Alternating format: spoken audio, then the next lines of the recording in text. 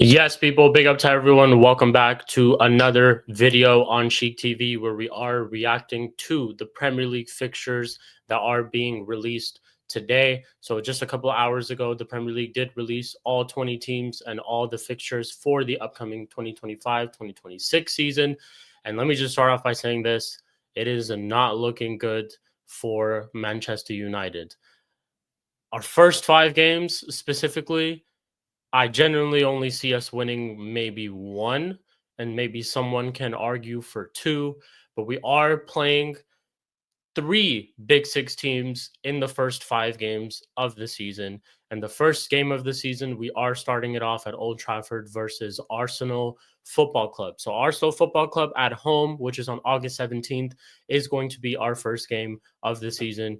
And then we do travel to Fulham away, which I do believe it is. And then we play Burnley at home. And then we have Chelsea and Manchester City back to back. So it's actually first Manchester City away at the Etihad, and then it's Chelsea at home at Old Trafford. And initial thoughts, I mean, if this should get our board working a lot more harder than whatever we're doing right now. We don't even have all our players in yet that we're looking to get. We don't even have all the players that we're looking to sell gone from this club yet. And I know it is still early days. We are still in June. We haven't even really reached July yet, where we do get more into preseason, but it's not looking like we're going to construct a team that will be good enough to play against these teams in the first 5 games of the season.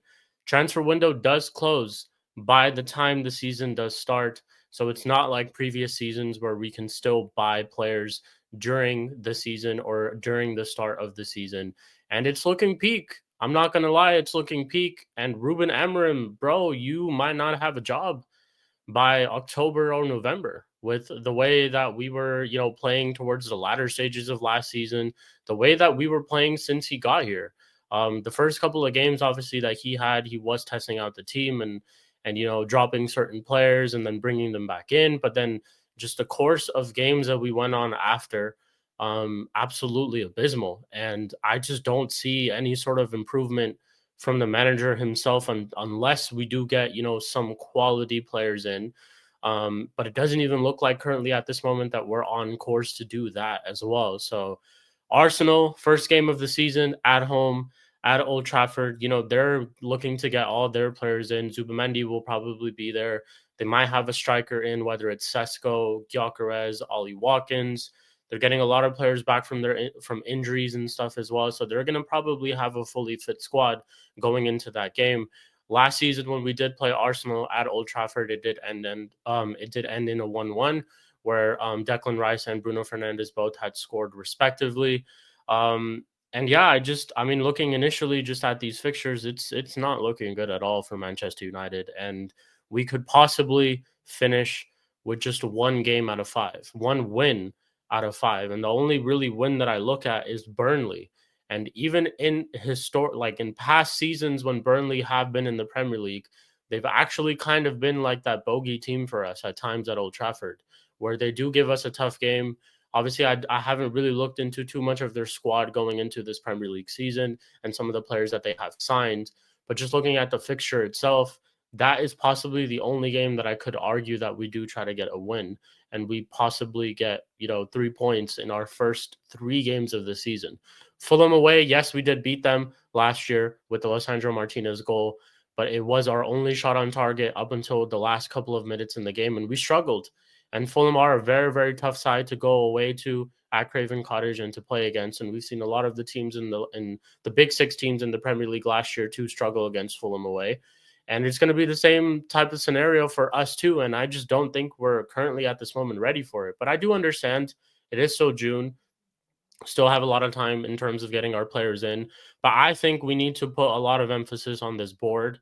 I think the board needs to look at, our fixture list today and think and just be thinking about that and just be thinking about all these upcoming deals that we have to get through. Because right now at this moment, if I were to give a percentage of how prepared we are for the season, we're probably sitting at 10%, 10 to 20%. 20 is probably being very, very generous. So Cunha is the only player that we've gotten through so far, which is a great signing. I'm not saying that it's not a good signing at all, but we're probably still at this moment going to see the likes of Rasmus Højlund, maybe Onana is still in goal. We're going to probably see Bruno Fernandes in that pivot, and we have no other midfielders that we are looking to buy or currently at this club who are deemed fit enough to play alongside in that pivot. Because as much as I don't like Bruno Fernandes in this team entirely, he's going to start, and the manager has made it very, very clear that he's going to be part of plans next season. So he's going to be part of that pivot, and I just don't see us going out there and getting a quality midfielder. We had an opportunity to sell Bruno Fernandes for big money, for 100 million, and we just let it go by. And that could have been an opportunity for us to get two midfielders in. I think in terms of our money and like our finances going into this transfer window, we do have enough to spend for Mbeumo. I don't think if we didn't have enough money to spend for Mbeumo, we wouldn't have made that first bid. But Mbeumo is also someone who's not come through the door yet, and we're still waiting on us to put in that second or third bid. I'm not sure where we're at in terms of bids now, because that's all that we heard from David Ornstein and from Brizio, or initially, that our first bid was rejected. But that transfer looks like it could slip away. Spurs obviously have just come into the picture. Thomas Frank being appointed as Spurs manager very, very recently, that kind of favors, in a certain extent, Mbeumo may be going to Tottenham Hotspur if we don't play our cards right. And currently, we are not playing our cards right. And it's just not looking good for Manchester United at all. If I were to make a prediction, I'm being so serious. I don't think Ruben Amorim stays by December. I genuinely don't. And the worst thing that could happen going into next season, after he gets his quote unquote players and after the club does sign the players for the club and all those type of things, or players for the system, all that type of stuff that we heard last season, we could still go on a start and be on that same trajectory that we were last season as well. Mind you, we are still in a negative 11 goal difference going into this season. We were on a negative 3 goal difference going into the last season. So we're still sitting on a lot of negatives currently at this moment. If you were to look at our form going into this season and how we finished off last season, yes, we won the last game of the season against Villa, but the games before that, just absolutely terrible performances. And we banked everything on that Europa League final, which we did lose as well. But going into this season, it is not looking good. So if I were to do just, predictions of the first 5 games of the season real quick, before I also just go through, the rest of them, Arsenal at home, I mean, it could easily be a loss. At most, we could probably get as a draw. Currently, at this moment, I don't think we are better than Arsenal Football Club, as in terms of a team and in terms of a squad.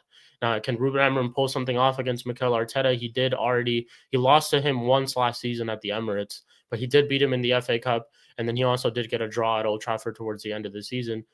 Just currently at this moment, if Arsenal do go out and get the players that they're linked with, it's looking peak for us in that first game, and we could very much lose. I don't think it's going to be a hefty margin, but we could very much lose. And I'm not trying to sit here and be negative. This channel is always going to be as real as it gets. And I'm just letting you guys know this is the reality of Manchester United Football Club in 2025, 2026. So we could definitely lose or draw that game. If I were to just predict one, I'll say a draw. Then we go to Fulham away. I'm not going to lie. I think we lose this. I just don't see us matching up against Fulham very well. First away game of the season. We've seen how we were in away games last year. I mean, in all games last year, we were terrible. But the only one game that I could emphasize that we might actually get a result from is Burnley at home. Manchester City away, forget about it. Because look at all the players that they've signed, all the stuff that Turkey was saying a couple of, I think a week ago or a couple of days ago, talking about he's still thinking about that Lyon game and he wants to, quote unquote, kill Manchester United. So he's going to be obviously amped. There's going to be a lot of players in that squad for Manchester City who've just joined the club who are going to be going through their first Manchester derby itself. So they're going to be fully up for that game. Etihad is always a tough place for us to go, despite us winning last year there as well, which, I mean, it didn't really do anything for us, but it was a very good win. I don't think it's going to be as easy or I don't think it's going to be a way for us to try to get a win like it was last year. I mean, last year, I think it was Guardiola who scored, and we were 1-0 down pretty much until the 80th minute, where Bruno Fernandes got a penalty, and then Amad Diallo obviously scored the winner. This time they've got quality players in their team. Look at the signings that they've made. They've got Eight Nuri, Cherky, Reinders, like, and maybe I'm missing a few, but look at all these players that excuse me, that they've signed, and it's just not looking good for us at all, people. Like, I just can't emphasize this much more. We have to get signings in. After Manchester City, we played Chelsea in a back-to-back at Old Trafford, and their signings too. And look at the way that they've been performing. Obviously, they finished top four, and they finished with a European trophy at the end of the season last year too. And I know a lot of Chelsea fans are going to tell me that their record at Old Trafford is not the best, and even in the past 2 years where I thought the team wasn't well equipped enough to beat Chelsea. 2 years ago, I think we did end up getting a result over them. We beat them 2-1.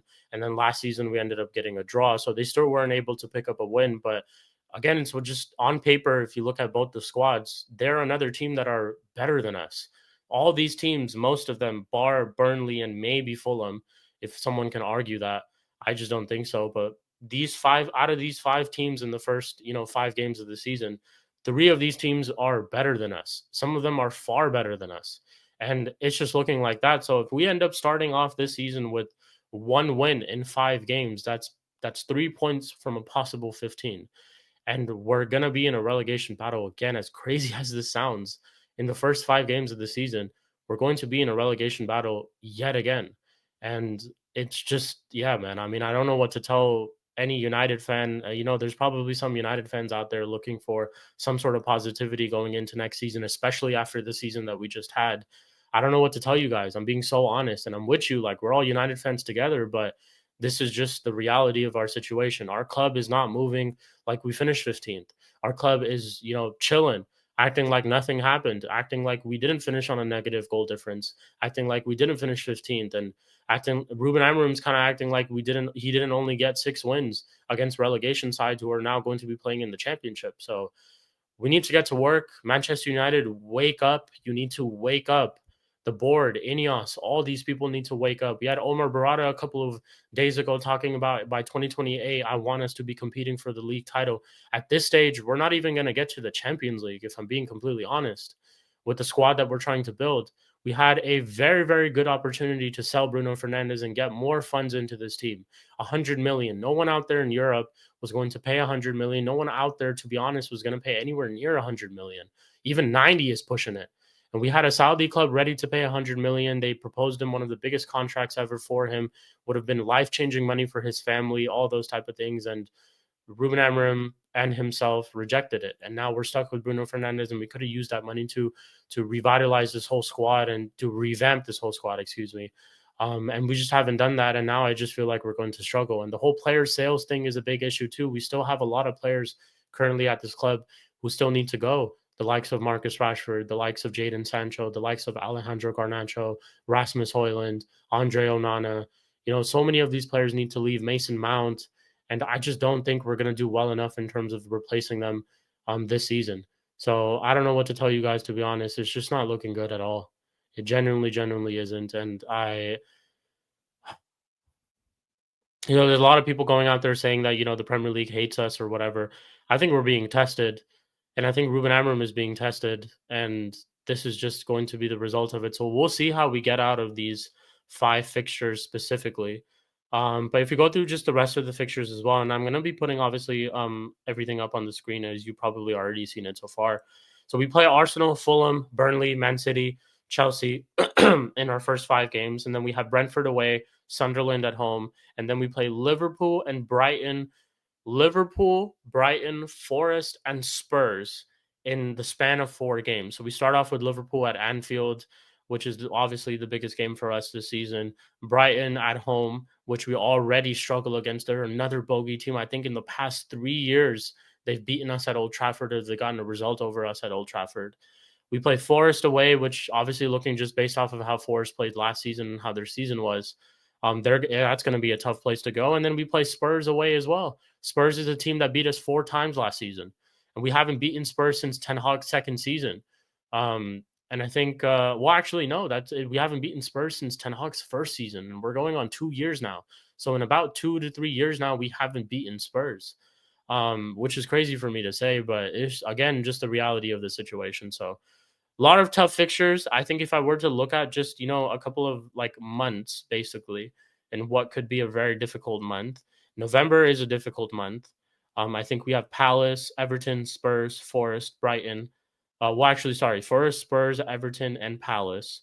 In October, we have Sunderland, Liverpool, and Brighton. Sunderland, I think we could get a result of. A lot of these teams who've probably been promoted to the Premier League, we can get a result from. Obviously, Leeds United are back into the Premier League too, so fuck Leeds every single time. But we played them in March for the first time, I think. Oh, sorry, we played them in January for the first time. I think it's January 3rd. Going to January again, 17th and the 24th of January, we play Man City and Arsenal on a back-to-back. So Manchester City at home at Old Trafford, and then we play Arsenal away at the Emirates. Towards the end of the season, if I were to look at the fixtures, I think we have Brighton away, which is our last game at the end of the season. Another very, very tough game. We play Liverpool towards the end as well, which is on May 2nd. Sunderland away, Forest at home. Those are the last couple of games for us. But the first 5 games of the season is really it. I think that's the biggest eye-opening thing for us, is that it's going to be very, very tough. And then we've got October to a certain extent, November, December is looking a little bit peak as well. We have Villa away, Newcastle at home, Bournemouth at home, and then we have Wolves away in December 6th. So we actually play Wolves twice in December. December 6th is when we play them away, and then December 30th is when we play them at home. No Boxing Day fixtures this year, which is very interesting. I'm not sure the reason behind it, but there are no Boxing Day fixtures this year. So yeah, just to close out this video, I'm not gonna lie, people. By game 5, game 6, game 7, we might be seeing a club statement on Manchester United's page. We might be seeing a club statement on Manchester United's page titled Ruben Amorim. It might be a thing. And I already predicted this. I didn't think he was going to be our manager going into next season. So now, even if with that being said, our club needs to start working on who our next manager could be, because there's a very, very big possibility he gets sacked during the middle of the season, just based off of how we were playing last year and just the vibes at the club entirely. So we sit, we pray, we hope. That's all that we've been doing for the last 2 years. Am I going to be watching all these games? Of course. Am I going to be supporting and backing the team? Of course. That is something that will never change. But I have to be real and always real as it gets. It is not looking good for us at all, people. But we'll find out whenever that does happen. Make sure you guys do obviously subscribe. Make sure you guys do like this video as well. United fans, rival fans, let us know your thoughts on your fixtures, or let us, United fans, let us know your thoughts on whatever you think about these fixtures in our first 5 games and just the rest of the season as well. And yeah, leave a like, leave a comment, subscribe. We're on the road to 1K. We're about less than 100 subscribers away from getting to 1K, and the goal is to get there before this season starts. So I know we will as a group. I know you guys have been very, very supportive. So I do always want to say I'm very thankful for all your support, and we're going to get to that 1K very, very soon. So big up to everyone. I hope you guys all have a great rest of your week, and I will catch you guys in the next video. Peace.